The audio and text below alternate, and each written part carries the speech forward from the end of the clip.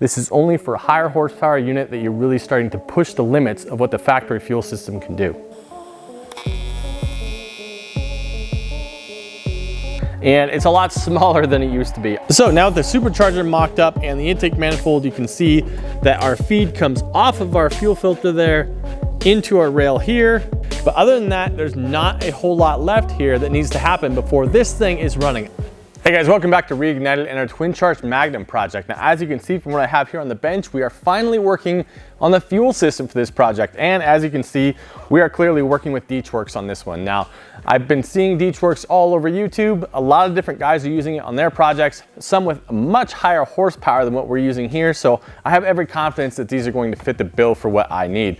Now, one of the things that I got that I'm especially excited about is this new X2 fuel pump module that houses dual fuel pumps. So I'm not going to use dual at this time. I'm just going to stick with a single DW400 pump. However, this gives me room to grow in the future if I so desire. So really excited about this. Let's get this stuff unboxed, show you what we got. All right, first up is our DW400 pump. That's a 415 liter per hour fuel pump. I think this thing's going to provide plenty for what we're going for on this project initially. Like I said, I have room to grow later if I want to, but I think this is going to be a good start. Next up is our DW fuel pressure regulator. Now this is a really nice piece, very small, which I like, very compact because as you know, I don't have a ton of space to work with. Still deciding where exactly to put this thing, but definitely looks great as well. And as with any fuel system, you're going to need a fuel filter inline. So we have our DW110 here. This is going to be great. It has a reusable filter in it. I think it's going to work out really nice. So that's our fuel system. We have a ton of different random fittings here, and we have some lines, some hose to make up for our return hose. So hopefully this is going to be a fairly straightforward process. Let's get into it. Now, if you're wondering why I didn't get a set of injectors from Deatschwerks, it's because I already have these Hellcat injectors. These injectors should be plenty to produce the kind of power that I'm looking for, which is basically equivalent to what a Hellcat already produces. So these should work just fine.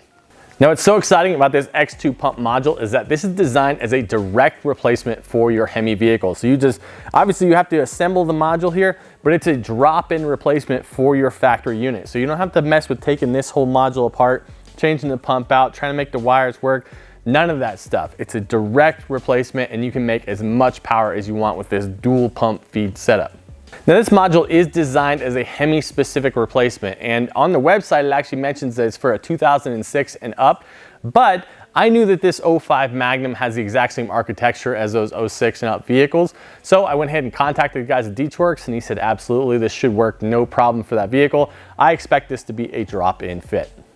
Now I did get a little bit of a surprise as I was opening up this pump module here. Now you can purchase this module with or without the fuel pumps, and I had already purchased a single DW400 pump, which is what this is designed to use. So I ordered the kit without pumps. When I opened the box, it actually came with the pumps. So I'm not sure if that was just something special they threw in for me, just to make sure that I had everything I needed. But as it sits now, I'm going to install both pumps in there so that in the future, I already have the pump in there and I can just hook it up electronically if I want to use that extra fuel and start to make some real power.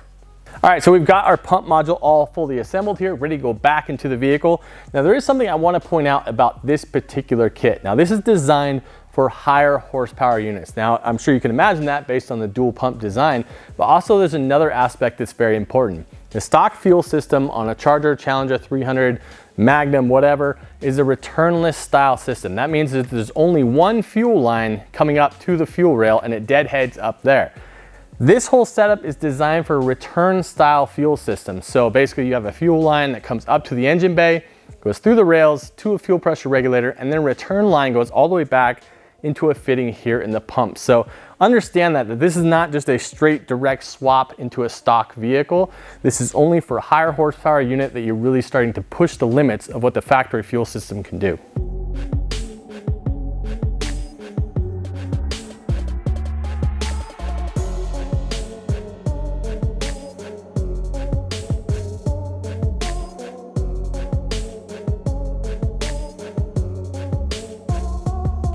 Okay, got our X2 module all installed into the vehicle. Obviously, we will still have to update our wiring setup here from the factory plug to some ring terminals here.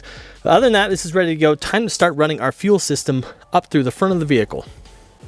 So continuing on with our fuel system here, Right back here, this is the factory feed hardline on the vehicle, and I've adapted that to an AN style fitting, which goes straight into our fuel filter, which then routes back to our fuel rail. Now, what I need to do is I need to build a bracket here off the back of the cylinder heads that will actually support this fuel filter and a couple of other things as well. Now, there's a secondary reason I need to build this bracket now, and it's because I really need to define exactly where I'm going to put the last few components that need to go in the engine bay. As you guys can obviously tell, I have no room left in this vehicle to put pretty much anything, but I actually have 3 things left to mount inside this engine bay. So right now is when I need to make the big decision on where I'm putting all of that so that I can then finalize where all of our hose routing goes, all of our wiring will go, everything. So this is critical that we do this right now. Now let me show you what I have to install yet. Now this is the big ticket item right here. This is our coolant overflow tank essentially, but it's also where we fill our coolant from. So it needs to be in a location that's actually higher than the radiator itself to work properly. So there's a couple of different areas I've kind of considered, kind of pondered, but I still haven't made a decision on it yet. Now next up, we have our Motion Raceworks catch can. Now this is a beautiful piece, but it's also fairly large. So actually getting it to fit in the room I have left, this is proving very difficult to find a location. Still haven't finalized this either. Now the last thing we're going to have to install here is an electric vacuum pump, because when your brake system works off of vacuum and you're running a positive displacement supercharger, those two things are kind of at odds with each other. So I need to install an electric vacuum pump. That way I actually have brakes when I'm driving this thing. Kind of important. Fortunately though, I do have a pretty good idea of where I want to stick this vacuum pump. It's fairly discreet, it's out of the way. I think I have room for it there. This one's not too big of a problem. The overflow tank and the catch can are both still big mysteries to me. We're gonna look over this vehicle and really make some hard decisions. Now, much like I put the power steering reservoir on the opposite side here on this side, there is room right here for me to stick this electric vacuum pump and still have the bumper cover fit over it nicely. So this is where it's going to go. I just need to build some bracketry here and run some wires, and this should be easy enough. Okay, I think I've got a plan for our coolant reservoir tank here. I'm gonna try to slip it in between basically the fuse box, the ABS module, and the washer fluid bottle cap here. I think I can slip it right down in here. Now you can see it's way too high at the moment, and that's because it runs into the actual fender well. So we're going to have to actually cut a big old chunk out of our reservoir here, fold this flat back flat and re-weld it, and hopefully then it'll fit down in there. Now I was really hoping I was done welding aluminum for a little while, but this is what happens when you build something this stupid. You run out of room, and then you have to put things in really dumb spots, and you have to modify absolutely everything. So I was hoping to use this thing as is. That's why I bought a prefabbed coolant reservoir tank, because I didn't really feel like making one, when in reality, I should have just made one to begin with, because I have to modify this one anyway. Regardless, all of that aside, let's go ahead and cut this thing out, re-weld it, and then we'll see if it actually fits in there like I hope it does.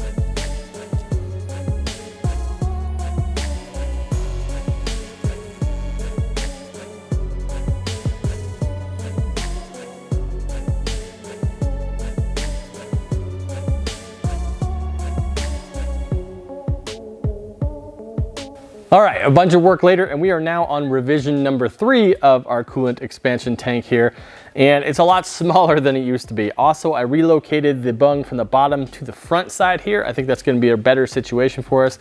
So again, now that I've highly modified this thing, it would have made more sense just to make one to begin with that would have fit perfectly in the area I wanted it to. Hindsight. But I think this version should fit well enough. Now we need to figure out a situation of how exactly to mount it. And it fits in there pretty well. I know it still sticks up a fair bit, but I should be able to get the hood to come down even with a cap on there. That is whenever I figure out how to put a hood on this thing. So I know it probably doesn't look any different, but that is fully mounted now. I actually had to build a bracket on the back side here, just out of steel, then welded a tab on top for that to connect to. And then I made another bracket out of steel that connects to this mount that goes underneath of the PDC here and just connects underneath there. So it was a real pain in the butt, as I expected it to be, all these compound angles with the brackets. So anyway, whole entire day's worth of work just to mount a coolant expansion tank. A little bit of work later, and you can see this bracket that I made here that bolts to the back of the cylinder head. It houses not only the fuel filter, but also our vacuum block here. Now, the reason for this is because this engine is going to need a lot of different vacuum references here. You have the wastegate, the blow-off valve, the map sensor, the bypass valve on the supercharger. You have the boost gauge itself. There's probably one or two more that I'm actually missing in there, but this is a great location to hide this kind of back behind the manifold so you don't really see it. And then your vacuum lines are going to be either self-contained back here, or they'll be routed very nicely coming forward to the engine, hopefully underneath the intake manifold in a couple of areas, just to keep things fairly tidy.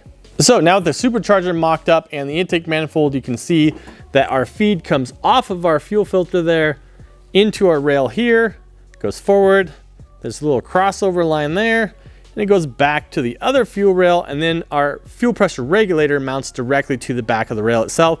Then there's a little 90-degree coming off the regulator that goes the return back to the fuel tank itself. Now, there is some debate about the correct way to set up your fuel pressure regulator.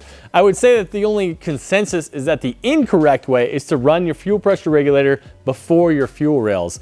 Now, some people, what they like to do is they like to split their fuel feed and have it go through both fuel rails equally, and then at the crossover point in the front, that's where they put the fuel pressure regulator before it returns back to the tank. And the thought behind this is that by the time you're going through all of the injectors in both rails, that those injectors are firing that whole time, and it could potentially drop your fuel pressure enough by the time it gets back to the regulator there that you're going lean on one side of the engine.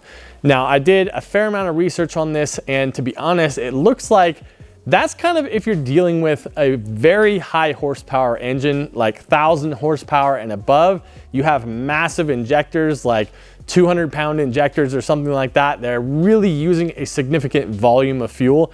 I think with my standard Hellcat injectors here, I don't think that's a problem we're going to have. So I'm perfectly comfortable running that fuel pressure regulator off the back of the second rail there. I think it's a very clean install, very nice install. And as a way to kind of protect myself, I'm actually running my fuel pressure sensor right off the back of that regulator. So if I am getting a drop in fuel pressure, I'll see that on my gauge. I bought an AAM digital gauge that I can use inside the vehicle so that I can actually monitor in real time what my fuel pressure is doing. So I'll have an indication if there is an issue. And if that does crop up at some point, well, I can certainly modify the fuel system to address that. Also, with the fuel rails back into place here, you can understand why I had to build out this section of the intake manifold so far for the oil fill location. It would have run into both the fuel rail and the injectors themselves. So if you were wondering why it went out so far, that's the reason. So the last fuel line that I'm going to have to make for this vehicle is the longest one, and that's where it goes from the fuel pressure regulator all the way back to the tank, back to that fuel pump module that you guys saw me install.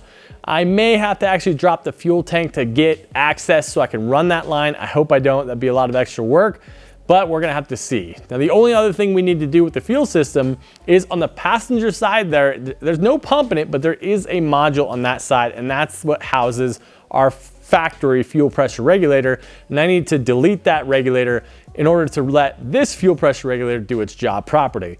So I need to actually pull that module out, see exactly how that regulator works, and see what is the best way to bypass it.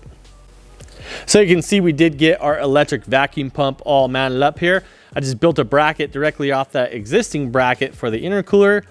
Very easy to do. Now we just have to run the wiring and the hoses for that. Now, as you can see, I did find a location for our Motion Raceworks catch can way over here in the corner. Now, it's not the ideal spot because you do want to have access to this to drain it every now and then. And there is actually a panel that goes directly over the top of this. However, it's not that hard to take that panel off, and I was just out of room. There was no other good place to put it. So on the surface, it may not seem like we accomplished all that much in this episode, but let me tell you, I am so excited because we finally have all of the components that we need to have in our engine bay and mounted. That was a huge step forward. Now I can focus on running lines and hoses and things like that. Now, it may not seem like it, but we are getting extremely close to actually firing this thing up. One of the last major things we have to do is we have to do some wiring adjustments here. Because I move so many components around, I have to extend some wiring, shorten others, just kind of clean it up, tidy it up, make it look nice. Now, that's about a day's worth of work in the wiring. But other than that, there's not a whole lot left here that needs to happen before this thing is running. I would say we have 1, maybe 2 more episodes before we actually fire this thing up. Oh, we are getting so close. I know you guys are chomping at the bit. You can't wait to hear this thing. Neither can I. Trust me, I'm working as hard as I possibly can with the time that I have to get there. But until then, you guys, we'll see you next time on Reignited.